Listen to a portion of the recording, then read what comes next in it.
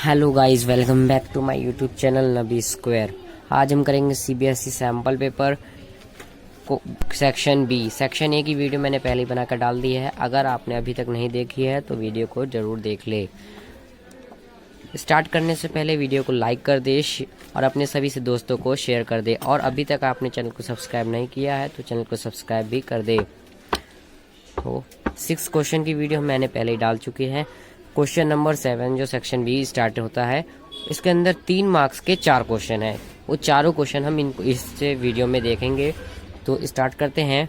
Following is the distribution of the long jump competition in which 250 students participated. Find the median distance jumped by the student. Interpret the median. हमें median निकालना है और ये कहा गया है कि लॉन्ग जंप कंपटीशन में 250 बच्चों ने पार्टिसिपेट किया और उनका जो रिकॉर्ड है वो इस टेबल के अंदर है। सो हम अब एक अपनी टेबल बनाएंगे। इसमें लिखेंगे ये जो डिस्टेंस इन मीटर है ये हो जाएगा हमारा CI यानी कि क्लास इंटरवल, और नंबर ऑफ स्टूडेंट हो जाएगा हमारा FI या फ्रीक्वेंसी, और एक CF की टेबल बनाएंगे यानी कि क्यूमुलेटिव फ्रीक्वेंसी। न्यू टेबल ये हो जाएगा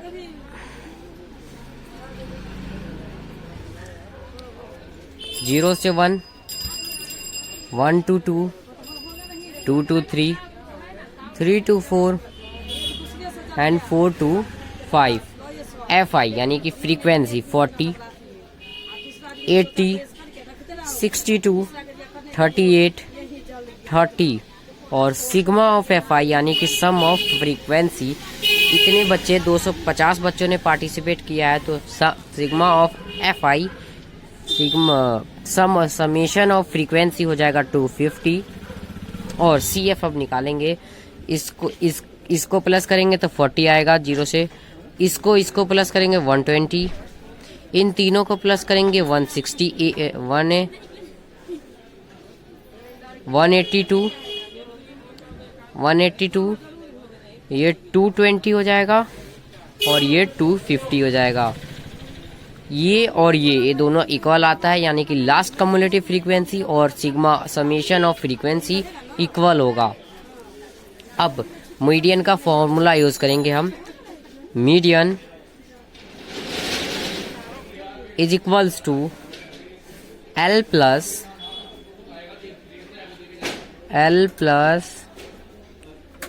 N by 2 minus CF by F multiplied by H। ये मीडियन का फॉर्मूला है। अब हमें इन सब की वैल्यूज डालनी है। पहले तो मीडियन क्लास निकालेंगे हम। मीडियन क्लास क्या है तो इसको हम आगे करते हैं।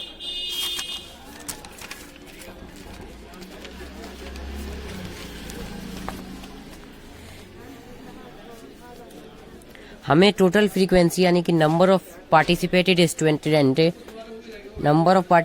स्टूडेंट 250 दे रखा है। N by 2 करेंगे तो मीडियन क्लास को हमें पता लग जाएगा 125। ये कम्युलेटिव फ्रीक्वेंसी में हमें चेक करना है कि ये 125 है या नहीं। और अगर नहीं है, ये देखो, अगर नहीं है तो उससे आगे वाला लेते हैं। यानी इसमें तो 125 है नहीं तो उसके ठीक आगे वाला यानी कि 125 से ज़्यादा वाला 182। ये जो क्लास हो जाएगी हमारी 2 to 3 क्लास इंटरवल की, ये हो जाएगी मीडियन क्लास। सो इसके हिसाब से L की वैल्यू आ जाएगी 2, lower limit of median class. H की value upper limit minus lower limit 1। अब F की वैल्यू 62। CF में हम इस CF को ना लेकर इससे पीछे वाला CF लेते हैं 120, और N by 2 125 हमारा अभी निकला है, जिसकी वजह से हमें मीडियन क्लास का पता चला है। अब इस वैल्यू को हम इस फॉर्मूले में पुट करेंगे और आंसर को निकालेंगे। N by 2 125, L2, H1 और फ्रीक्वेंसी 62, कम्युलेटिव फ्रीक्वेंसी 120। फॉर्मूला था L प्लस, मीडियन का फॉर्मूला था L plus n/2 minus C F by F multiplied by H. फॉर्मूले में पुट करेंगे तो L2 plus n/2 125 minus C F 120 by F 62 multiplied by 1। इसको दूसरा पन्ना में लिख के दो ना, पन्ने था 2 प्लस 5/62, तो ये हो जाएगा 2 प्लस 0.08,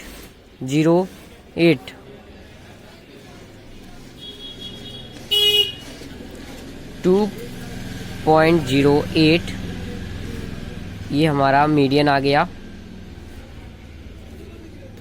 यानी कि जो 2 मीटर 8 सेंटीमीटर आधे बच्चों ने उससे कम किया है, और 2 मीटर 8 सेंटीमीटर से ज़्यादा 50% से ऊपर बच्चों ने किया है। इसके साथ एक क्वेश्चन खत्म होता है। अगला question,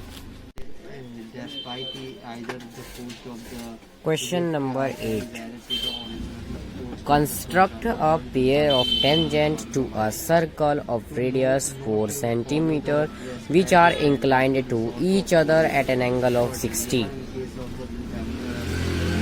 same to same question है एनसीईआरटी का क्वेश्चन नंबर एक्सरसाइज 11.2 में होगा। मैं आपको स्टेप्स बता देता हूँ, आप खुद इसको बनाकर चेक कर लेना। पहले हम एक सर्कल ड्रॉ करेंगे। Draw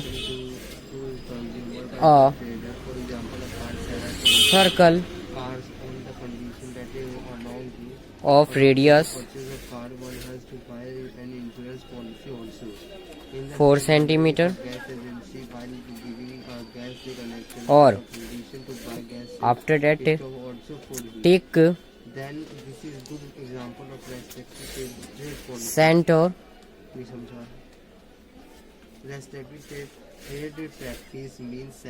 O and point on circle A. Join OA and construct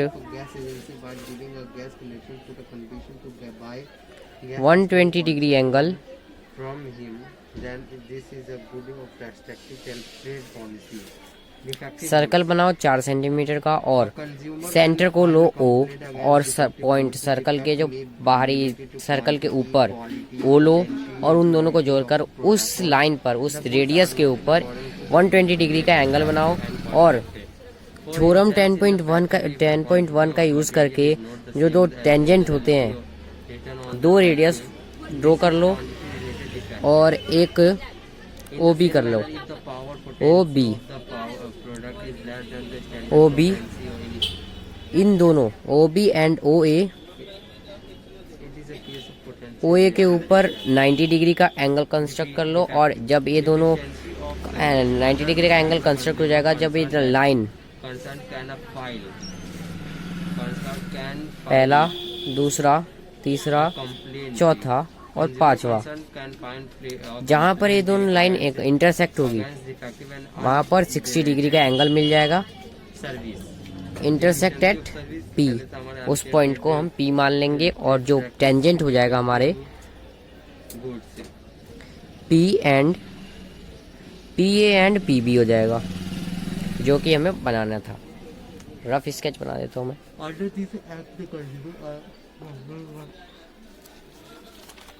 service, some example of deficiencies in the service are एक circle, unnecessary delay in providing the loans by bank, radius 4 centimetre, final touch to the claim of insurance companies, इसको ओ ले लो, इसको ए ले लो और एक और ले बना लो, इसको बी ले लो। by the transport companies, यहाँ पर 120 डिग्री का एंगल बनाकर टेलीफोन डिपार्टमेंट से इन दोनों लाइन को फैला दो। excessive इस सर्कल के जिस पॉइंट पे कटेगी उसको बी ले लो और एक ए ले।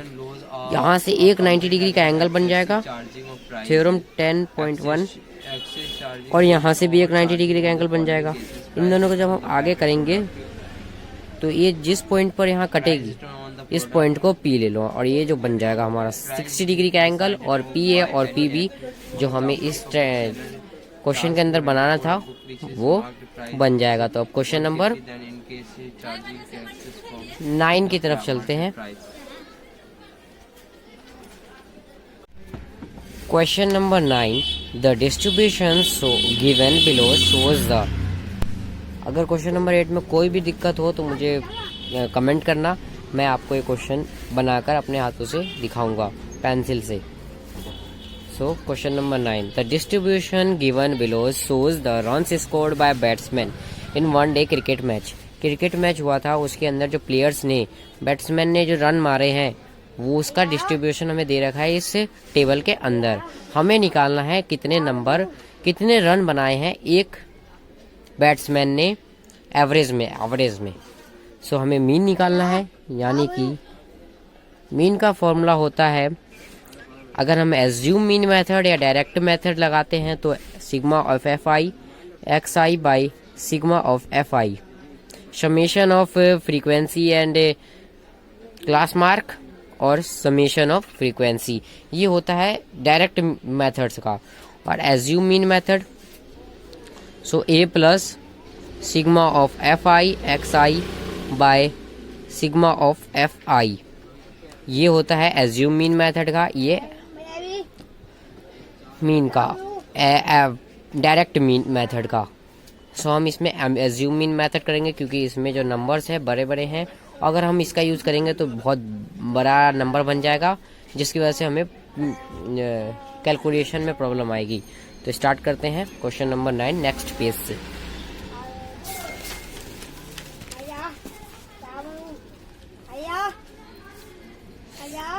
रन स्कोर्ड को हम CI यानी कि क्लास इंटरवल ले लेते हैं। क्लास इंटरवल जो रन बनाए गए हैं बैट्समैन के द्वारा, और नंबर ऑफ बैट्समैन को FI XI निकालेंगे हम, और DI मान लेते हैं DI XI माइनस A, और A जो होता है एज्यूम, जिस मीन को हम एज्यूम करते हैं, DI XI FI and CI को हमने रन स्कोर्ड, कितने रन बनाए हैं बैट्समैन ने, FI को कितने बैट्समैन ने उतने रन बनाए हैं, XI हम निकालेंगे, अभी बताऊंगा, क्लास मार्क होता है वैसे ही, और एक निकालेंगे FI DI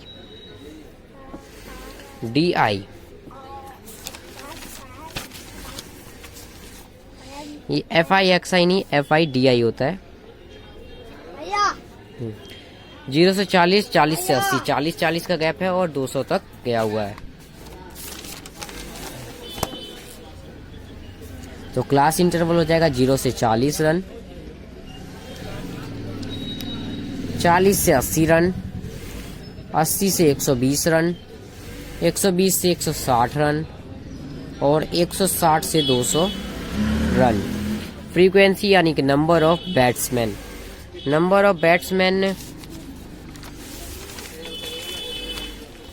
12, 20, 35, 30, 23, 12, 20, 35, 30, 23, 12, 20, 35, 30, 23। अब समेशन ऑफ FI निकालेंगे हम, दोनों जा रहे हैं आप, तो इसको निकाल लेते हैं पहले। 35, 45, 45 और 40, 80, 110 है और 140 हो जाएगा। 140 फ्रीक्वेंसी हो गई। अब एक्स आई क्लास मार्क निकालते हैं। इन दोनों को लोअर लिमिट और क्लास इंटरवल की लोअर लिमिट और अपर लिमिट को प्लस करते हैं और उसको 2 से डिवाइड करते हैं। तो upper limit minus lower plus lower limit 40 हो जाएगा। 40/2 20। अब इन सब में जो गैप है 40 से 80, 80 से 120, यानी कि 40-40 का गैप है, तो क्लास मार्क में भी उतना ही गैप होगा। 20-40 60 80 नहीं 20-60 100, 40-40 का गैप है। 20-60 100 140 180। Against whom can complaint be filed? Let assumed mean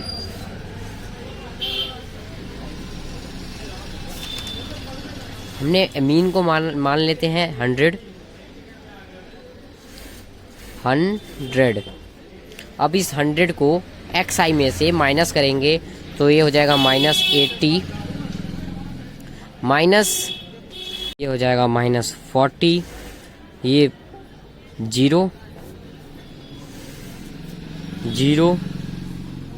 और ये +40 और ये +80 ऑफ FI/DI, यानी कि FI को DI से मल्टीप्लाई कर देंगे। 1080 माइनस का, इसको इससे किया 4 दूना 8 100 माइनस का, 0 को इससे किया 0, 40 को इससे किया 1200, इसको इससे किया 23 अट्ठे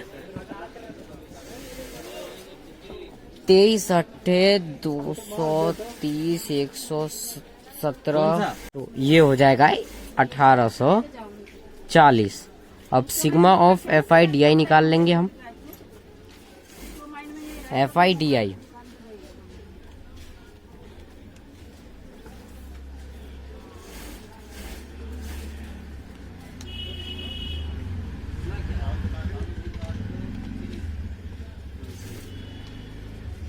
ये हो जाएगा 1160। अब मैंने जो पीछे फॉर्मूला लिखवाया था उस वाले को हम यहाँ डालेंगे और आंसर निकालेंगे।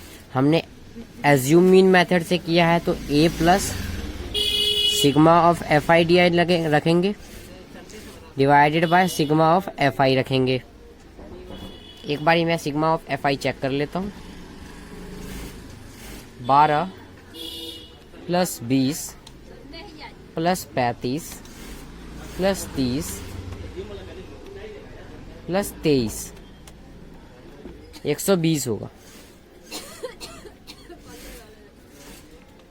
12 20 35 30 23 सिग्मा ऑफ FI 120 आ गया। और सिग्मा ऑफ FI/DI भी एक बार चेक कर लेता हूँ। सो -1 है 1200 + 1840 -800 -1080 1160 ही होगा। अब एज्यूम मीन हमने माना है 100 और FI/DI 1160/120। अब इसको हम इससे ये कट गया 12 नीम में 108 12 नीम 108 पॉइंट 12 सत्ते 84 12 छिक 67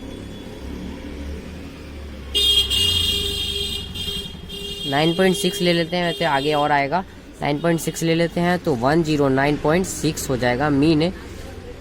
यानी कि जो एक बैट्समैन ने रन मारे हैं वो 109.6 रन मारे हैं।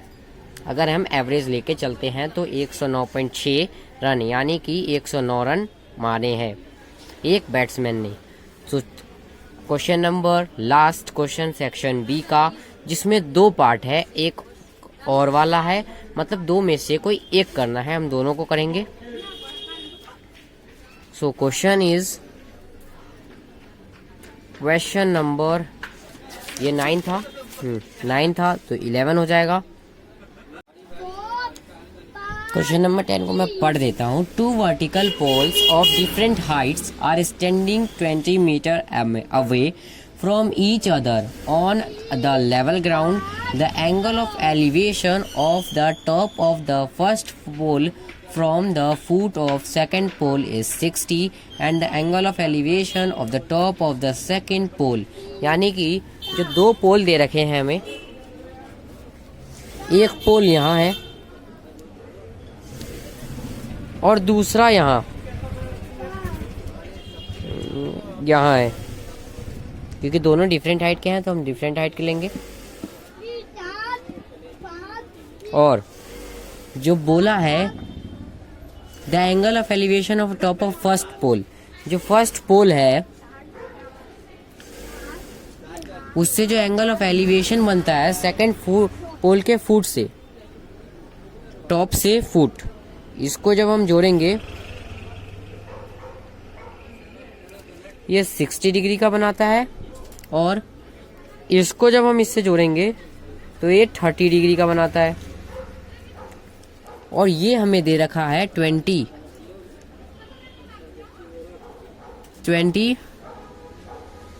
मीटर।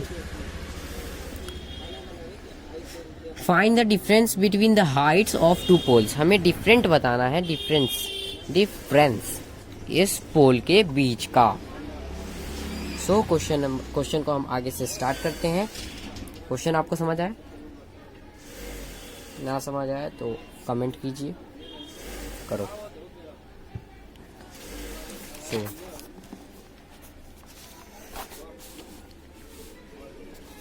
इसको हम नेमिंग दे देते हैं A B C D, A B C D। अब हम ट्रायंगल ABC में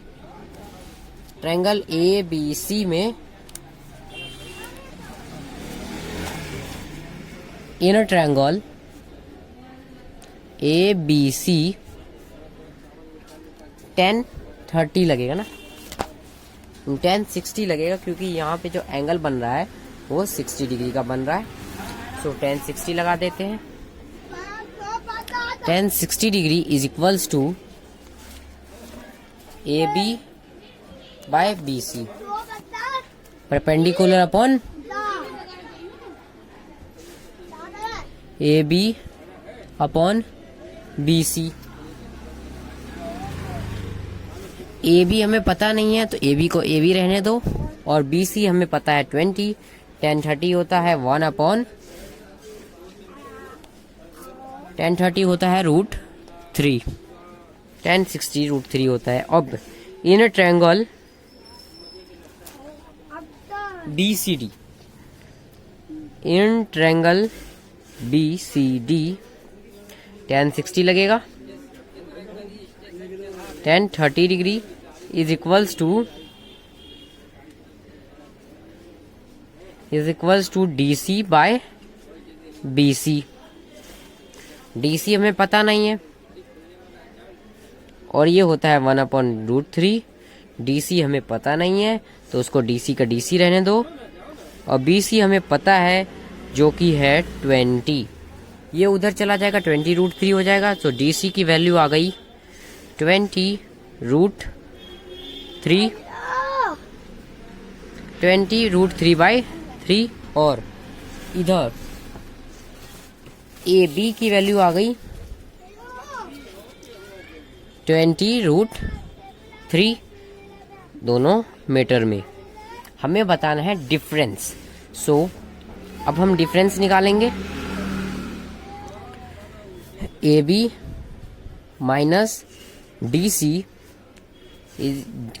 का जो डिफरेंस है, AB माइनस DC, सो हो जाएगा 20√3 माइनस 20√3/3। हमें √3 की वैल्यू दे रखी है 1.73।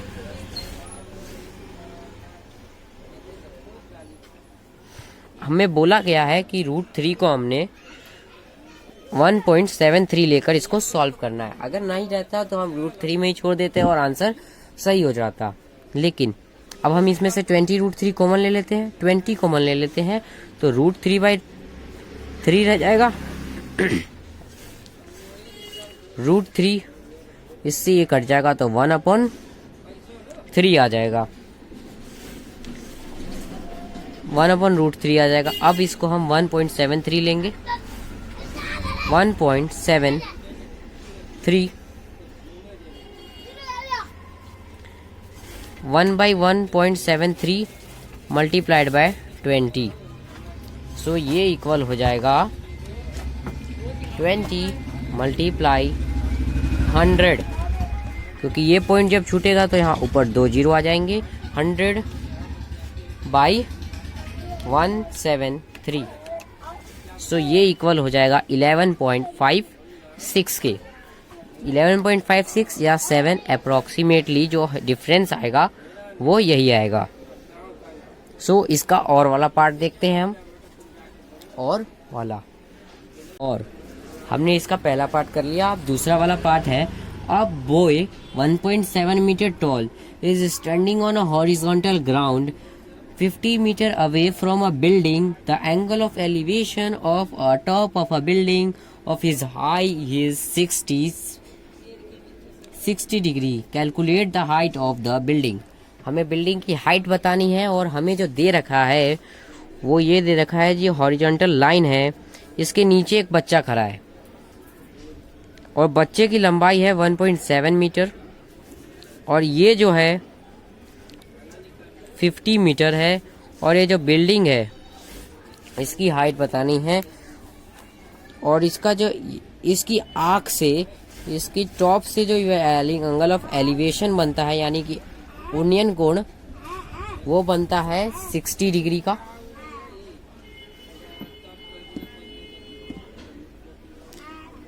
वो बनता है 60 डिग्री का, और इसमें भी हमें जो √3 की वैल्यू दे रखी है 1.73 दे रखी है। सो अब हम 1045 लगाएंगे, 1060 लगाएंगे। सो 1060 इज इक्वल हो जाएगा h/50, h/50, 50 जो कि ग्राउंड लेवल की हाइट है, और 1060 की वैल्यू होती है 1060 की वैल्यू होते हैं √3, और h/50 √3 is equals to h।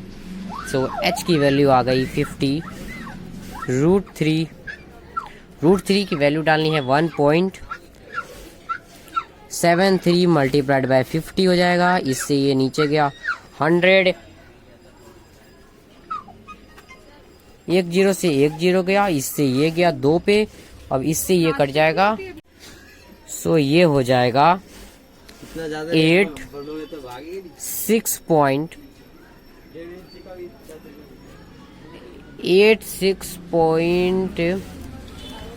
एक बच गया 12, फिर एक बच गया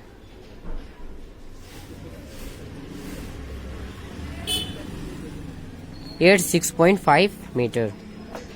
जो बिल्डिंग की हाइट है वो 86.5 मीटर हो जाएगी। इसी के साथ सेक्शन बी की ये वीडियो कंप्लीट होती है। अगर वीडियो अच्छी लगे तो लाइक करें, वीडियो को शेयर करें और चैनल को सब्सक्राइब करें। मिलते हैं अगली वीडियो में।